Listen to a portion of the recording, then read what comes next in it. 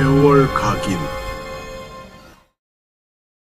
52세의 도예가 박지환은 그날 아침 가마에 불을 떼다 말고 문 밖을 응시했다. 서울에서 내려오는 첫 버스에서 도시의 모든 먼지를 뒤집어 쓴 듯한 여자가 내렸다. 48살 오수연. 그녀의 구두는 이미 흙투성이가 되었지만 그 위태로운 걸음걸이는 차라리 비명에 가까웠다. 이런 곳에서 정말 새 출발을 할 수 있을까? 또 도시에서 도망쳐온 사람이군.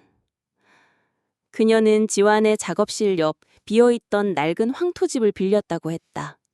짐이라곤 작은 캐리어 하나. 그 안에는 무엇이 들었을까? 성공과 실패, 아니면 재가 되어버린 욕망일까?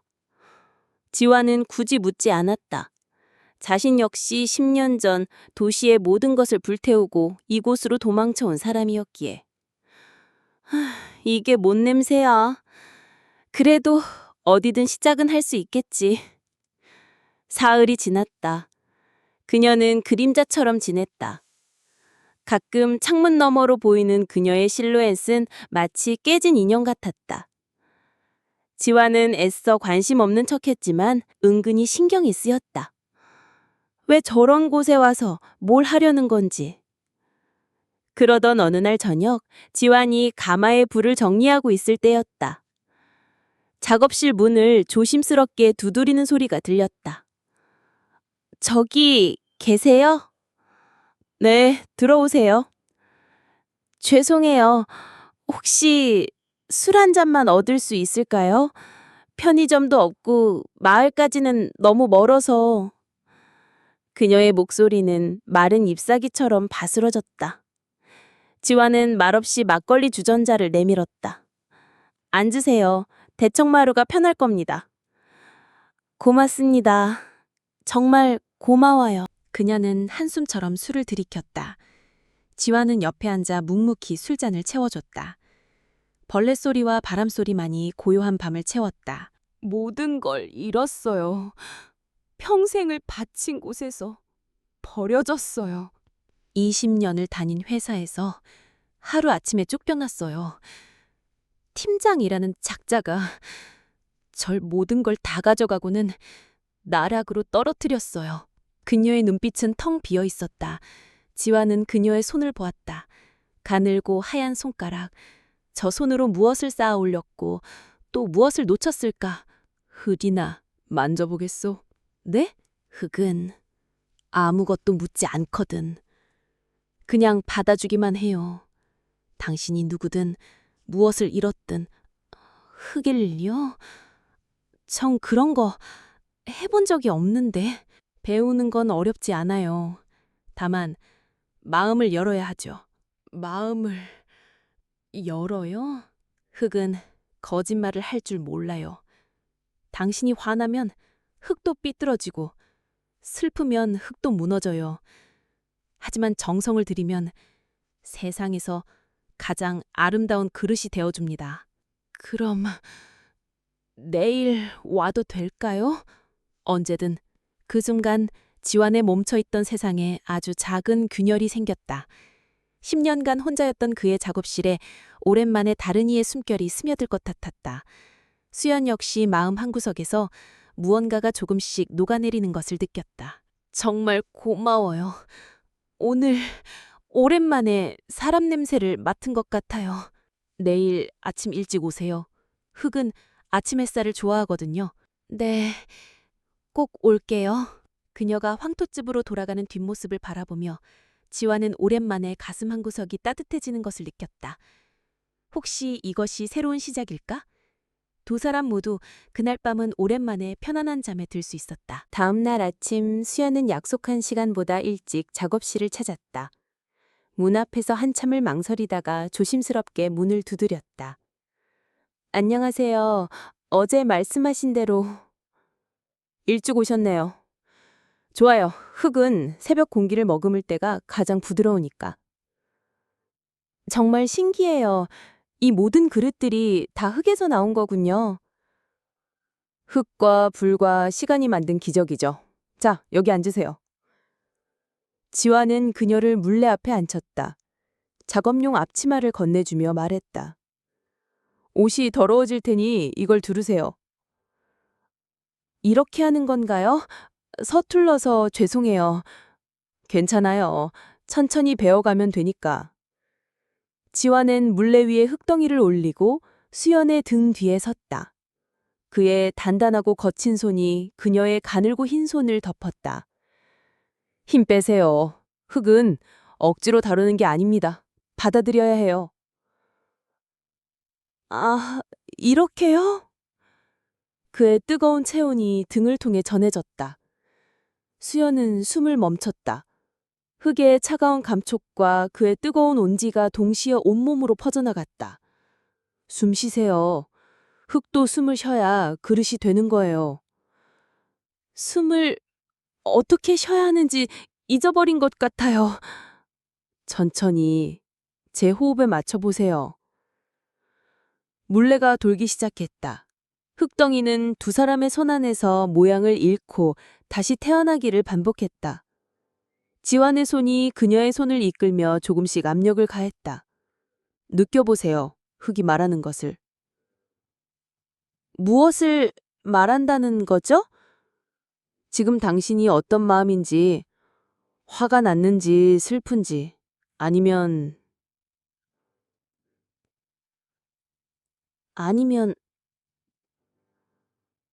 외로웠는지.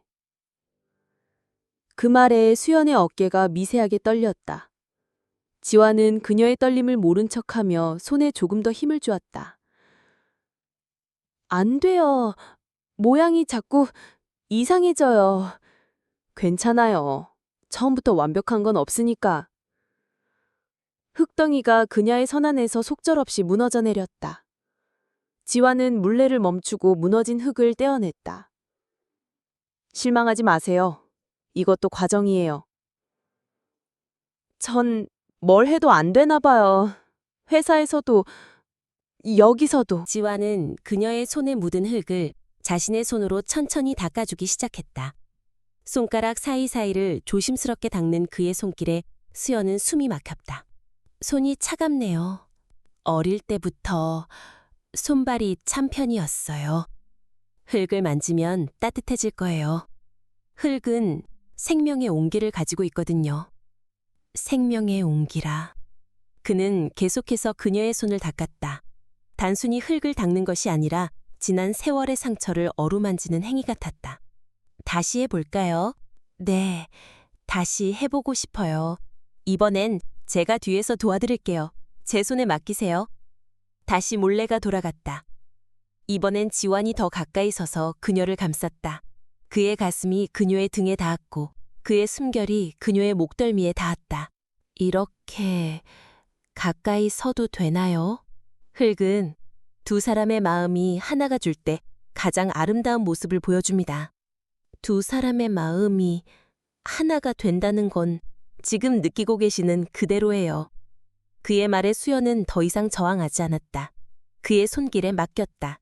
물레 위에서 흙덩이가 서서히 그릇의 모양을 갖춰갔다.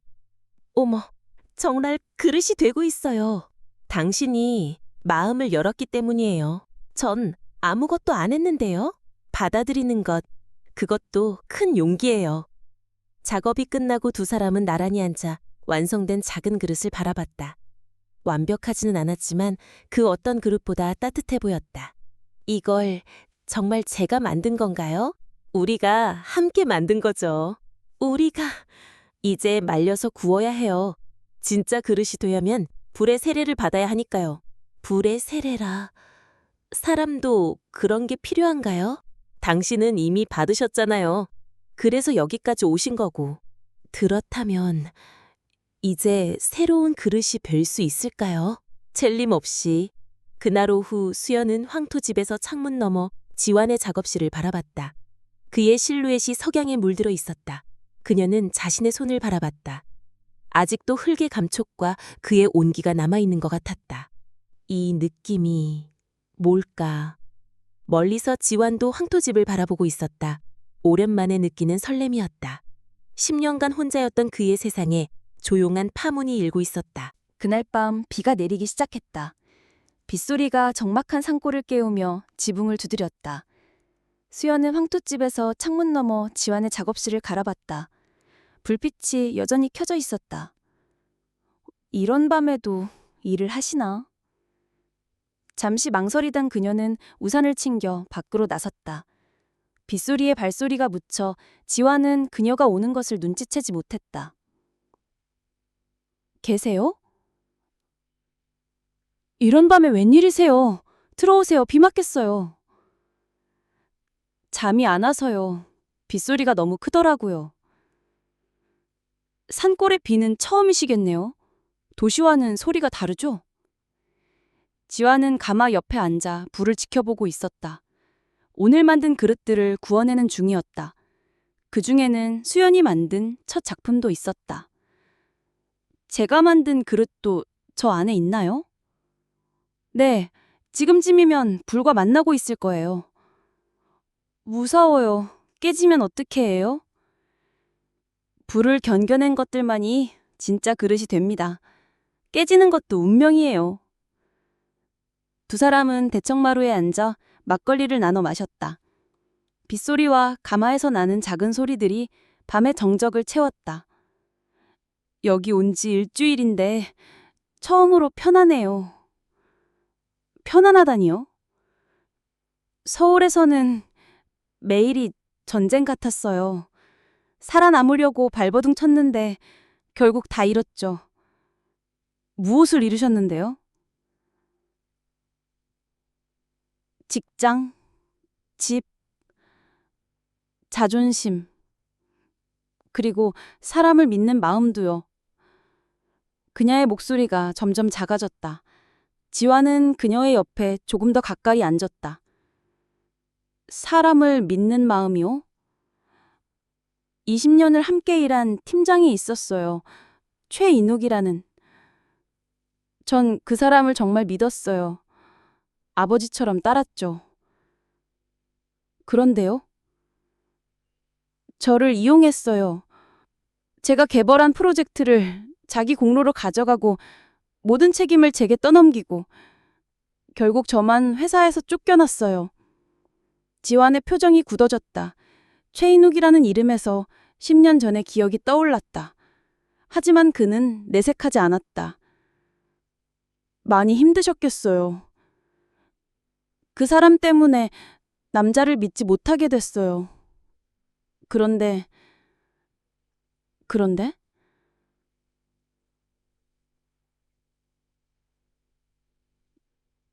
당신한테는 왜 마음에 열리는 걸까요? 빗소리가 더욱 거세졌다. 수연에 취한 눈빛이 지환을 바라봤다. 그 순간 지환의 가슴이 뛰기 시작했다. 저도 오랫동안 사람을 멀리했어요. 왜요? 배신당한 적이 있어서요. 가장 믿었던 사람에게. 우리 비슷하네요. 그런가 봅니다. 그 순간 전기가 흐르듯 두 사람 사이에 뭔가가 일어났다. 지환은 천천히 손을 뻗어 그녀의 뺨을 감쌌다. 당신을 여자로 봐도 될까요? 전 이런 일에 서툴러요. 괜찮아요. 저도 마찬가지니까. 하지만 눈만 감으면 무서워요. 또다시 상처받을까봐. 지환은 그녀의 마음을 이해했다. 그 역시 똑같은 두려움을 가지고 있었으니까. 천천히 해요. 흙처럼 서두르지 말고. 흙처럼? 시간을 두고 서로를 알아가면서. 하지만 그의 말과 달리 두 사람의 거리는 점점 가까워졌다. 마침내 입술이 닿았다. 처음엔 조심스러웠지만 곧 둑이 터진 강물처럼 격렬해졌다. 안 돼요. 이러면. 왜 안 돼요? 너무 빨라요. 이미 늦었어요. 처음 당신을 봤을 때부터. 처음부터요? 그때부터 제 마음에 균열이 생겼어요. 10년간 단단하게 막아뒀던 마음에. 비가 더욱 세차게 내렸다. 가마에 불이 타오르는 소리와 빗소리, 그리고 두 사람의 거친 숨소리만이 밤을 가득 채웠다. 정말 괜찮을까요? 모르겠어요. 하지만 이 순간만큼은 확실해요. 뭐가요? 당신이 필요하다는 것. 전도 당신이 필요해요. 처음으로 누군가가 이렇게 필요하다고 느껴요. 그들은 서로의 품에서 오랜 외로움을 달랬다. 뜨거운 가마 속에서 흙이 그릇으로 변해가듯 그들도 서로의 품에서 상처를 녹이며 새로운 모습으로 태어나고 있었다. 내일 아침 후회하지 않겠어요? 모르겠어요. 하지만 지금은 후회하고 싶지 않아요. 그럼 됐어요. 지금이 전부니까. 새벽이 되어서야 비가 그쳤다. 가마에서는 여전히 작은 불꽃이 타오르고 있었다. 두 사람은 서로의 품에서 깊은 잠에 들었다. 그들이 만든 첫 그릇도 가마 속에서 불의 세례를 받으며 새로운 생명을 얻고 있었다. 아침 햇살이 작업실을 비추었을 때 두 사람은 여전히 서로를 안고 있었다. 마치 하나의 그릇처럼 완전히 융합된 모습으로. 다음 날 아침 햇살이 작업실을 가득 채웠지만 분위기는 어색했다. 지화는 일찍 일어나 가마에 불을 정리하고 있었고 수연은 구석에서 옷을 정리하며 어떻게 말을 꺼내야 할지 모르고 있었다. 어젯밤 기억하세요? 말씀하세요. 후회하시는 거죠? 후회라니요. 그럼 왜 이렇게 차갑게 대하시는 거예요? 차갑게 대하는 게 아니에요. 그냥 혼란스러워서. 그때 가마에서 완성된 그릇들을 꺼낼 시간이 되었다. 지화는 장갑을 끼고 하나씩 꺼내기 시작했다. 수연이 만든 첫 그릇도 그 안에 있었다. 나왔네요. 당신이 만든 첫 그릇. 깨지지 않았네요. 생각보다 단단하게 구워졌어요. 불을 잘 견뎌낸 모양입니다.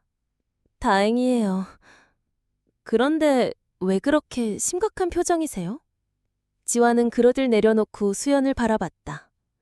밤새 고민했던 것이 그의 얼굴에 그대로 드러나 있었다. 어젯밤에 최인욱이라고 하셨죠? 네. 왜요? 그 사람을 아세요? 잠시 침묵 후 정확한 이름을 다시 한번 말해주세요. 최인욱. 왜 그러시는 거예요? 표정이 이상해요. 나이는 어떻게 되나요? 한 50대 초반 정도요. 키도 크고 말도 잘하고 정말 믿음직스러워 보이는 사람이었어요. 그래서 더 속은 거겠지만 지환의 얼굴이 점점 어두워졌다. 그는 작업대에 있던 도구를 집어던졌다. 젠장. 이런 우연이. 왜 그러세요? 도대체 무슨 일이에요? 우연이 아니라 악연이군요. 악연이라니 무슨 말씀이세요? 그 최인욱이라는 인간이 내 아내를 빼앗아간 놈이에요. 순간 수연의 얼굴에서 혈색이 사라졌다. 세상이 멈춘 것 같았다. 뭐라고요? 10년 전 내 아내 민정이가 나를 버리고 떠났어요. 그 남자와 함께. 그럴 리가 없어요. 20년을 함께 살았는데 하루아침에 모든 걸 버리고 떠났어요. 더 나은 남자를 만났다고 하면서. 아니에요. 이건 내가 이 산골로 도망친 이유예요. 모든 걸 다 잃고 절망에 빠져서 수연은 벽에 등을 기대며 주저앉았다. 모든 것이 믿을 수 없었다. 말도 안 돼요. 뭐가 말이 안 돼요? 우리가 이렇게 만난 게 그냥 우연이라고 생각했는데 우연이 아니라 운명의 장난이었던 거죠. 그것도 아주 잔인한. 그럼 어젯밤은 뭐였어요? 지화는 대답할 수 없었다. 분노와 배신감, 그리고 수연에 대한 감정이 뒤섞여 혼란스러웠다. 답해주세요. 어젯밤에 저와 그건 뭐였냐고요? 모르겠어요. 정말 모르겠어요. 복수였나요? 그 사람에 대한 그런 게 아니에요. 그럼 뭐예요? 동정이었나요? 동정이었다면 이렇게 아프겠어요? 두 사람은 서로를 바라보며 말없이 서 있었다. 너무나 잔인한 운명의 장난이었다. 전 어떻게 해야 해요? 당신을 사랑하기 시작했는데. 사랑이라고 하지 마세요. 왜요? 우리 사이에 그 인간이 끼어 있어요. 평생 지울 수 없는 그림자로. 그럼 어젯밤은 정말 아무것도 아니었나요? 아무것도 아니었다고 말하고 싶지만 거짓말이 될 거예요. 수연은 힘없이 웃었다. 그 웃음은 차라리 비명에 가까웠다. 정말 재미있네요. 저를 나락으로 떨어뜨린 남자가 당신의 삶도 망쳤다니. 이제 어떻게 할 건가요? 모르겠어요. 떠나야 할까요? 대답해 주세요. 제가 여기 있으면 당신이 힘들겠죠? 힘들 거예요. 당신을 볼 때마다 그 인간이 떠오를 테니까. 그 말에 수연의 마지막 희망도 무너졌다. 그녀는 고개를 끄덕였다. 알겠어요. 짐을 싸겠어요. 수연 씨, 부르지 마세요. 이제 그럴 자격도 없잖아요. 잠깐! 뭐요? 아니에요. 가세요. 수연은 작업실을 나섰다. 그녀가 만든 첫 그릇이 작업대 위에 놓여 있었다. 완벽하지는 않았지만 따뜻했던 그 그릇이 이제는 차갑게만 느껴졌다. 그 그릇, 버리세요. 왜요? 저처럼 잘못 만들어진 거니까. 그렇게 말하고 그녀는 황토집으로 향했다. 뒤에서 지원의 부르는 소리가 들렸지만 그녀는 돌아보지 않았다. 지환은 혼자 남아 그 작은 그릇을 바라봤다. 버리라고 했지만 차마 버릴 수가 없었다. 그 그릇 안에는 그들의 첫 만남이, 첫 설렘이 고스란히 담겨 있었기 때문이다. 일주일이 흘렀다. 수연은 짐을 싸고 또 풀고를 반복했다. 떠나겠다고 다짐했지만 발이 떨어지지 않았다. 지환 역시 작업실에서 아무것도 할 수 없었다. 물레는 멈춰 있었고 가마에는 불을 지피지 못했다. 왜 떠나지 못하는 거야? 황토집 창문 너머로 지환의 작업실이 보였다. 며칠째 불빛이 꺼져 있었다. 그 사람도 힘들어하고 있나? 지환은 작업실 구석에 앉아 수연이 만든 그릇을 바라보고 있었다. 며칠째 같은 자리에서 같은 것만 바라보고 있었다. 버리라고 했는데 왜 버리지 못하는 거지? 그 순간 그릇이 손에서 미끄러져 바닥에 떨어졌다. 깨지는 소리가 작업실을 울렸다. 아! 밖에서 그 소리를 들은 수연이 급히 뛰어왔다. 문을 두드렸다. 괜찮으세요? 무슨 소리였어요? 박지환이 문을 열며 아, 그릇이 깨졌어요. 오수연이 들어서며 다치셨어요? 피는 안 나고요? 바닥에 깨진 조각들이 흩어져 있었다. 수연이 만든 그 작은 그릇이었다. 제가 만든... 조심하세요. 손 다쳐요. 괜찮아요. 어차피 버리라고 했잖아요. 그렇지만 수연은 깨진 조각들을 모으며 눈물을 참았다. 그 작은 그릇은 그들의 첫 만남, 첫 설레임이 담긴 소중한 기억이었다. 정말 완전히 망가졌네요. 미안해요. 제가 실수해서. 괜찮아요. 어차피 우리처럼 잘못 만들어진 거였으니까. 잘못 만들어진 게 아니에요. 뭐라고요? 이 그릇 아름다웠어요. 완벽하지는 않았지만 따뜻했어요. 두 사람은 깨진 조각들을 바라보며 침묵했다. 마치 그들의 관계를 보는 것 같았다. 이걸 다시 붙일 수 있나요? 깨진 그릇을 다시 붙이는 건 쉽지 않아요. 불가능한가요? 불가능하지는 않아요. 하지만 흉터가 남을 거예요. 흉터가 남아도 다시 그릇이 될 수 있나요? 될 수는 있어요. 하지만 예전과 같지는 않을 거예요. 수연은 조각 하나를 집어 지환의 손에 올려놓았다. 그럼 새로운 그릇이 되는 거네요? 새로운 그릇이요? 흉터까지 포함해서 세상에 하나뿐인. 그렇게 생각할 수도 있겠네요. 우리도 그럴 수 있을까요? 우리요? 깨져버린 우리. 다시 붙일 수 있을까요? 지환은 그녀의 눈을 바라봤다. 그 안에서 간절함을 보았다. 쉽지 않을 거예요. 계속 그 인간이 우리 사이에 그 사람 이야기는 그만해요. 하지만 현실이 뭐예요? 제가 그 사람 때문에 여기 왔고 당신도 그 사람 때문에 상처받았다는 것? 그렇죠. 그럼 우리가 그 사람 때문에 만난 것도 현실 아닌가요? 지환은 말문이 막혔다. 수연의 말에 맞았다. 그 사람이 우리 둘 다에게 상처를 줬어요. 하지만 그 덕분에 우리가 서로를 만날 수 있었잖아요. 그건 운명이라고 생각해요. 잔인하지만 우리를 만나게 해준 수연 씨, 도망치지 않을래요. 더 이상은 도망치지 않는다는 게 당신을 사랑한다는 거예요. 그 순간 지환의 가슴이 뛰었다. 일주일간 억눌러 왔던 감정이 다시 솟구쳤다. 하지만 우리 사이에는 그 그림자가 있다는 거 알아요. 하지만 그 그림자 때문에 진짜 사랑을 포기할 수는 없어요. 진짜 사랑이라. 당신도 느끼고 있잖아요. 이게 진짜라는 걸. 느끼고 있어요. 하지만 무서워요.